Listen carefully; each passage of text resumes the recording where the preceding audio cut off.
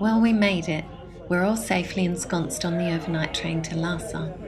It was touch and go there for a while as Garth and Andrew unavoidably missed a flight connection and just made it by the skin of their teeth. Now we'll have around 24 hours to try to acclimatise, catch up with each other, and anticipate the adventure ahead. We're currently about half an hour out of Lhasa, and we've just noticed this convoy of army tanks.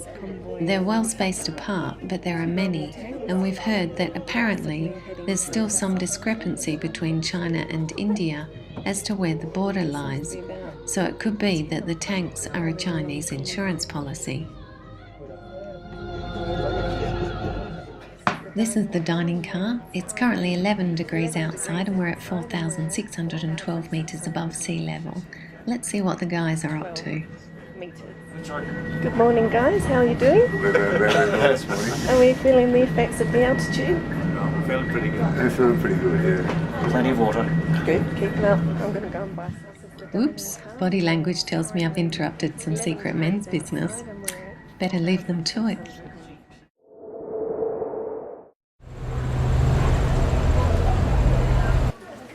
We are currently approaching Intrepid Monastery, and as you can hear from my voice, I'm very short of breath because of the altitude. This morning we're a party of 3. 2 of us decided to stay at the hotel to have more rest before this afternoon's agenda.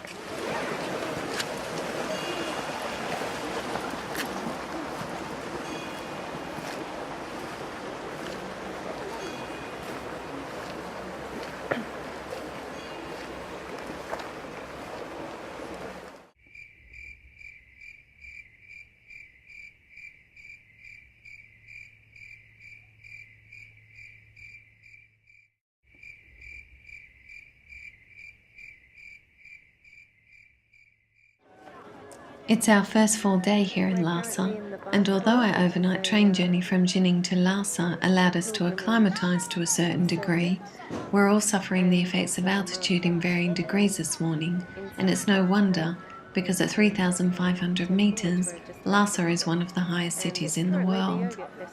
Thankfully we have 4 nights here, staying at the Yak Hotel to help our bodies adjust. Right now we're about to enter the Barkor, which is an ancient pilgrimage kora around Tibet's most holy temple, the Dzogchen. The main pilgrimage circuit of the Barkor is approximately 1 kilometre, and it's a common early morning sight to see Tibetan pilgrims prostrating themselves clockwise along the kora to express their devotion. The Barkor is also a popular tourist destination, and at the time of our visit here, the Yogurt Festival is underway, which is why you can see these brightly coloured floral displays.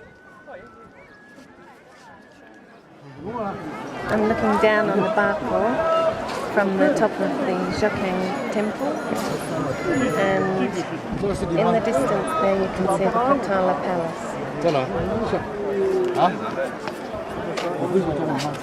Our guide Sunaim.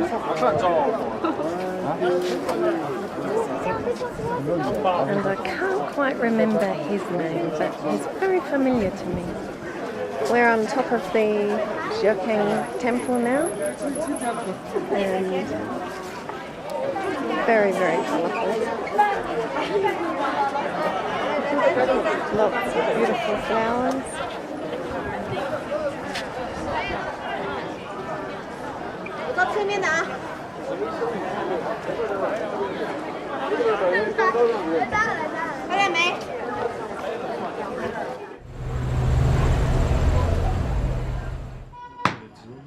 We have decided to stop in a small cafe for a cup of tea and something to eat, and spotted a butcher making his deliveries across the street.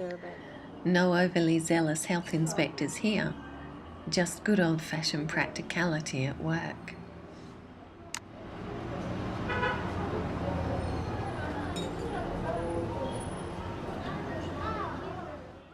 This morning we are still in Lhasa and have made our way to the Potala Palace, which has been the winter palace of the Dalai Lamas since the 7th century. When I was growing up, I read many of the Lobsang Rampa books of life in Tibet and the Patala Palace, but never in my wildest dreams did I think that one day I would be standing before it. It seemed such an exotic, far-off place at the time, and yet the universe has brought the five of us together, and here we are. 1645. So I just tell you, during the number of fifth Dalai Lama's time, they used like political and right part is in like monastery for the Buddhists. Also, we just in Potala Palace, the totally they have 999 rooms. 打电话，你要不要记我导游电话嘛？039。8998。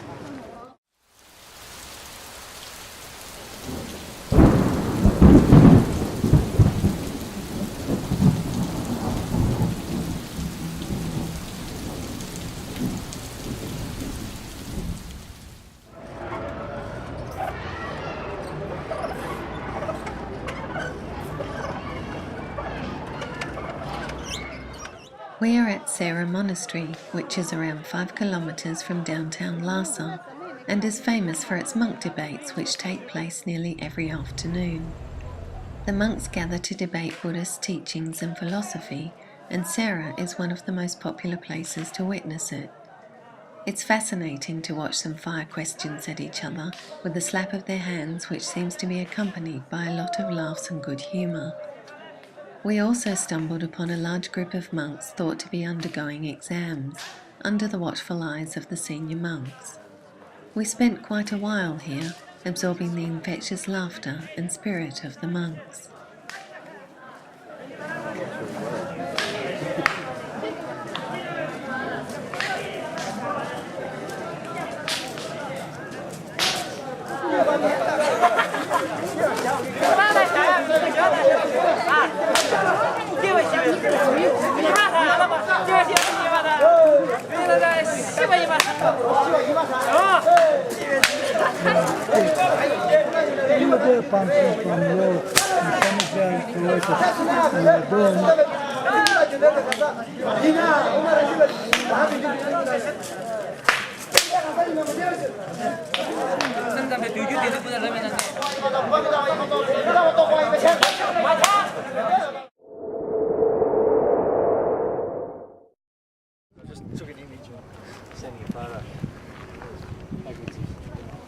Pretty amazing.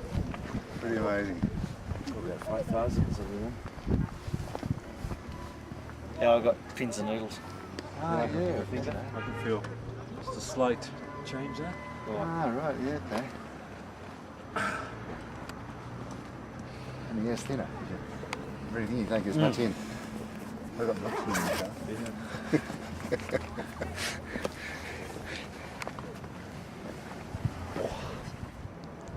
How are you feeling, Joy? Great. How are you? Pretty good for now.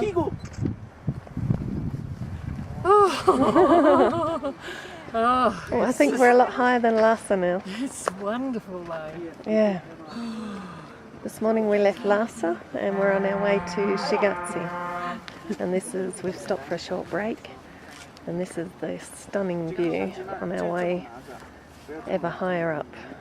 Currently at an altitude of 4,900 metres, and we've just made a quick stop at How good is this? Yandrop Lake, which is quite an amazing colour in contrast to the beautiful green mountains.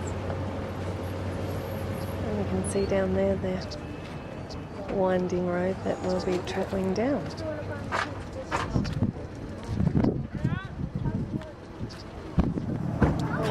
Cumberland Pass. Kambala. Kambala. Bala. Kambala. 4,900. That won't be accurate because the calibrations on these sort of things don't allow for air temperature. It should be colder. At this altitude, it should be colder. Tibet has too much sun. Okay. So they're always, it's not far out, but they're not precise. We're making a brief stop to stretch our legs on the way to Gyantse. We're fascinated by the hundreds of strings of prayer flags strewn across the mountain passes, which are inscribed with lucky symbols, prayers and mantras. Prayer flags are said to carry happiness, long life and prosperity on the wind to the flag planter and those in the vicinity.